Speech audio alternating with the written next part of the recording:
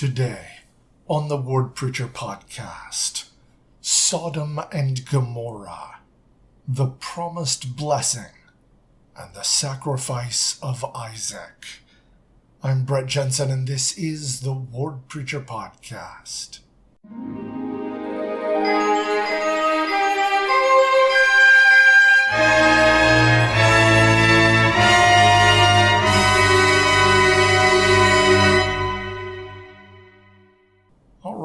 Our Come Follow Me curriculum for the coming week will bring us to Genesis chapters 18 through 23.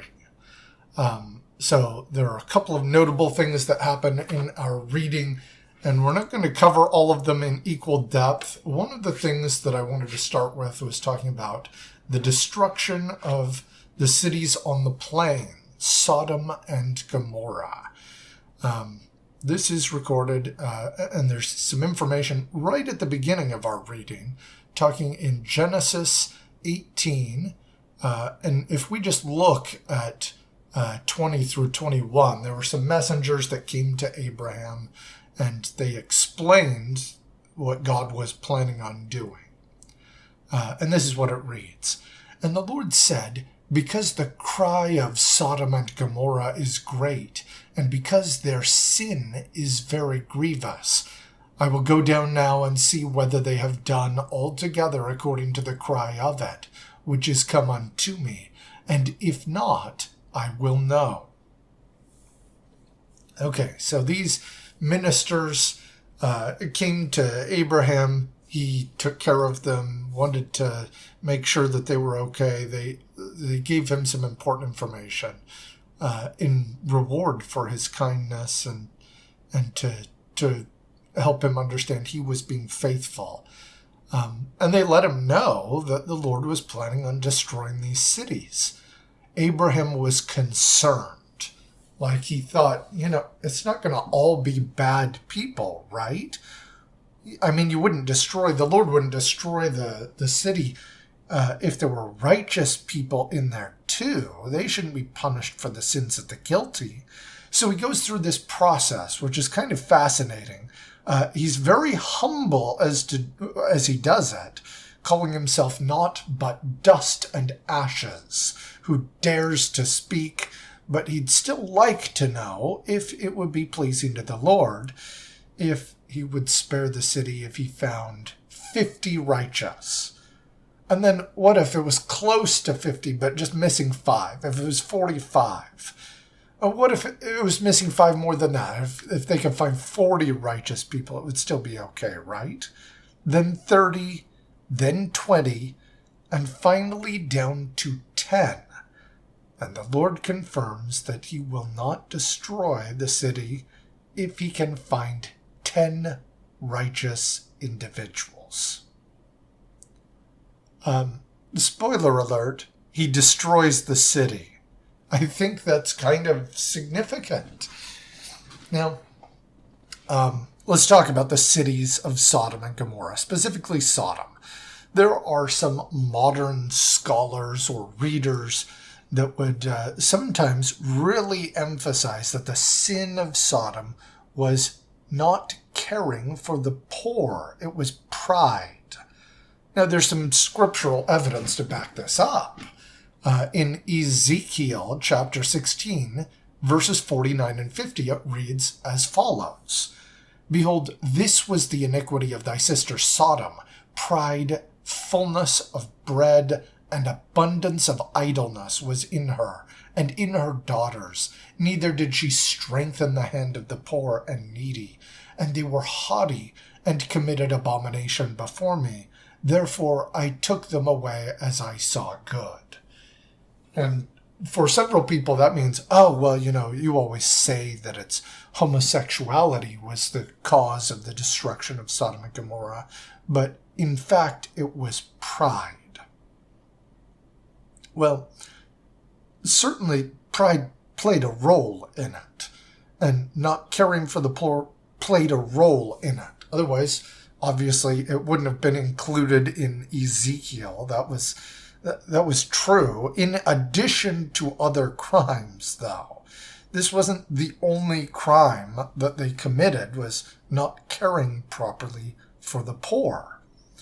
And sometimes this is overemphasized by those who really don't want there to be a problem with homosexuality. But of course, we get that from several other places. One of them is Jude, next to the last book in the New Testament. In verse 7 of that book, we read, "Even as Sodom and Gomorrah and the cities about them in like manner, giving themselves over to fornication and going after strange flesh, are set forth for an example, suffering the vengeance of eternal fire." So here we have nothing about their pride or taking care of the poor. It's about their immorality. It's about how they conduct their lives, that they're giving themselves over to fornication, going after strange flesh. This has to do with their appetites, giving in to their lusts. This was a part of the issue, and as an example, they suffered the vengeance of eternal fire. The Apostle Peter also teaches that Lot, who lived in Sodom, was vexed with filthy conversation of the wicked. For that righteous man dwelling among them, in seeing and hearing, vexed his righteous soul from day to day with their unlawful deeds. This isn't crimes of omission, that they should have done more to take care of the poor. This is their crimes of commission. Their fornication, their giving into their lusts. And of course, above all of these other references, we have what Genesis itself describes. This is what Moses writes. And I'm going to summarize. We're not going to read all of the passages in Genesis 19. But the idea is that Lot was waiting at the gate of Sodom. And two men, who were secretly angels, appeared at the gate. He jumped up, immediately having a desire to serve them. He reverenced them. He made a feast for them and insisted that they not stay on the streets at night. Though Genesis does not explain his reasoning for this, he makes food for them, unleavened bread, feeds them. And as they are in the process of having this hospitality, the men of Sodom, described as both old and young, and people from every quarter, surrounded Lot's house. That's a lot of people. And they came to Lot's house, demanding that Lot give them the men that had arrived, that they might know them, which in the biblical sense means giving in to their lusts. This is a reference to fornication. Lot refuses to do this. And what did the men of Sodom do? They accuse Lot of judging them, which is kind of a contemporary complaint, but they accuse Lot of judging them, and they promise that they would do worse to Lot than with his visitors. And they try to force the door. The angels intervene at this point. They smite the intruders with blindness, and they warn Lot to take his family and leave, telling him specifically, "Look not behind thee, neither stay thou in all the plain. Escape to the mountain, lest thou be consumed." Now, Lot was concerned he wasn't going to make it to the mountain. He asks if instead he can escape to the small city of Zoar. The angels agree not to destroy that city, and Lot escapes. And as soon as they make it into Zoar, the fire of the Lord comes down, absolutely annihilates these cities in the plain. In this process, or in this situation, Lot's wife looks back from behind him and becomes a pillar of salt. So here we have the account in Genesis There's one more detail that I want to talk about with the Genesis account, and there's a passage where it makes it seem like when the men of Sodom were pressing for Lot to allow them to harm his guests, that he offers them his daughters. That's not really what happens, and that doesn't fit in with other people who, throughout the scriptures, for example, Peter, in 2 Peter, the reference, that calls Lot a just man. That doesn't fit together with that. Oh yeah, don't harm these guys, but here, take my daughters and do whatever you want with them. That doesn't add up. So the Joseph Smith translation clarifies the men of Sodom were the ones who wanted his daughters as well, and that he was actually pleading that they not abuse his children. He was pleading for mercy for his daughters. And I think that's important to emphasize. Lot was a good guy. God saved him because he was a righteous guy. Now, between him and the few people in his family that came with him, it was less than 10 people, though. Sodom was not a good place. Their sin of Sodom absolutely involved homosexuality, because they were lusting after the men who visited Lot, the men of Sodom who surrounded the home and demanded that he allow them to slake their lust. They had homosexual desires. Now, this is important because the Lord wishes for people to live chaste lives. Human sexuality is only to be expressed under the protection of the marriage covenant. That's important because it's not just consent, as sometimes we are allowed to believe, although obviously consent is a vital element of the covenant of marriage as well. The lust of Lot's wife, looking back toward wickedness without judgment, is an important element in understanding her downfall. The lesson of Sodom and Gomorrah is not don't judge, though Lot treated the people with respect. He wasn't cruel to them. He was a good citizen. He refused to support their carnal desires, and even when accused of being judgmental himself, he held to the standards the Lord had given. All right, let's change gears and talk about the promised blessing that Abraham received. So though Sarah was old, she did not have the ability to have children. At last, after decades of faithful and patient waiting and service to the Lord, Abraham and Sarah had a son, Isaac. Ishmael, the son of Abraham with Hagar, the Egyptian servant, was cast out, but the Lord took care of them, and Ishmael became the father of the Arab peoples, in part to fulfill some of the promises the Lord had made. But Isaac was intended to be the promised son. He had the birthright through which Abraham's covenants would be realized. The covenants of posterity, priesthood power, and possession of the land of Canaan. This was particularly important to Abraham because he had not always been favored, even by his own father. In fact, his father Terah had been caught up in the idolatry and wickedness that existed in the land of the Chaldeans.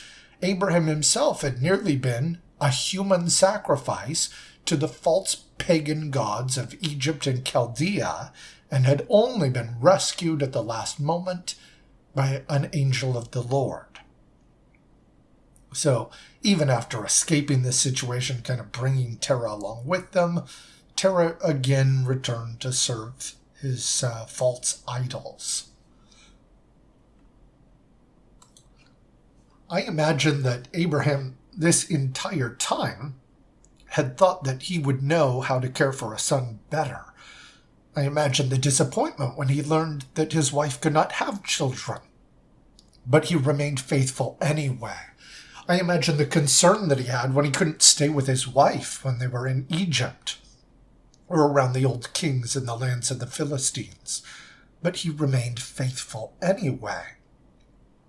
At last, even though he was an old man, the Lord had given him the promised son that would represent the covenant between he and the Lord.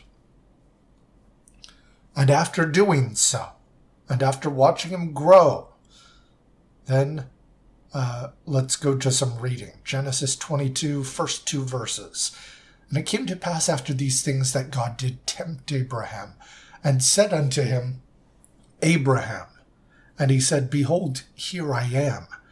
And he said, Take now thy son, thine only son Isaac, whom thou lovest, and get thee into the land of Moriah, and offer him there for a burnt offering upon one of the mountains which I will tell thee of. Abraham had lived long enough to know the voice of the Lord. That's why he answered, Behold, here I am. This was not expected, though. The source of all good and righteousness, of love and mercy and goodness, had told him to take his son, his only son who he loved, and to sacrifice him as a burnt offering. So Abraham did it. He took Isaac up to Mount Moriah. Imagine the great pain that Abraham must have experienced as he bound his son. And it's also worth noting Isaac is probably old enough at this point that he could have fled, but he was also willing to do what God and his father had taught. And then we come to verses 10 through 12. And Abraham stretched forth his hand and took the knife to slay his son. And the angel of the Lord called unto him out of heaven and said, Abraham, Abraham. And he said, Here am I. And he said, Lay not thine hand upon the lad, neither do thou anything unto him. For now I know that thou fearest God, seeing that thou hast not withheld thy son, thine only son, from me. Imagine the relief that Abraham experiences in finding out that God had prepared a substitute, a ram in the thicket that would be the offering, and not his son. But there is a question, why do this in the first place?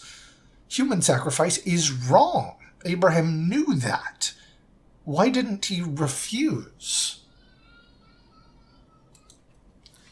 You have to think that at least part of it is because he knew the source of the voice of God. And that even though he personally had a lot of experience, a lot of accomplishments in service of the Lord, and that he had tried to be a good man his whole life, none of that was more important than doing what God asked. He trusted the source. This is an important approach when we encounter something about God or the church or a prophet that seems off. Know the source and trust the source. In the end, it will all be made clear. In the end, we'll understand. The experience, obviously, between Abraham and Isaac is in similitude of the offering of the only begotten Son of our Heavenly Father. We are the ones that need the sacrifice. And God did not withhold from us his only Son, his beloved Son. He is the substitute for us, just as the ram in the thicket was the substitute for Isaac. Abraham became a better person for actually, not just in theory, but actually putting God first before anything, before what he might have valued more than anything else, that he thought was right. This is the way. In the end, if there's something that you are unwilling to give up to God, or something that would cause you to walk away from God, seek to overcome these weaknesses by developing a stronger bond with God. Trust the source, because even though he will ask hard things, he will make it work out. It will be worth it. Even when he gave up his own son, it was not permanent. Jesus Christ is alive and well today. Opportunities come to those who are patient. Nothing is too hard for the Lord. And do not let the desire to not judge keep you from focusing on Jesus. If you're looking elsewhere, it won't work out. As Jesus himself taught, remember Lot's wife. We appreciate all the support for the Word Preacher podcast. Next week, we will look at Genesis 24 through 27, discussing covenant marriage and birthright blessings. Of course, there's a lot we did not cover in this week's reading. Please study that individually and with your family. And as always, fight on.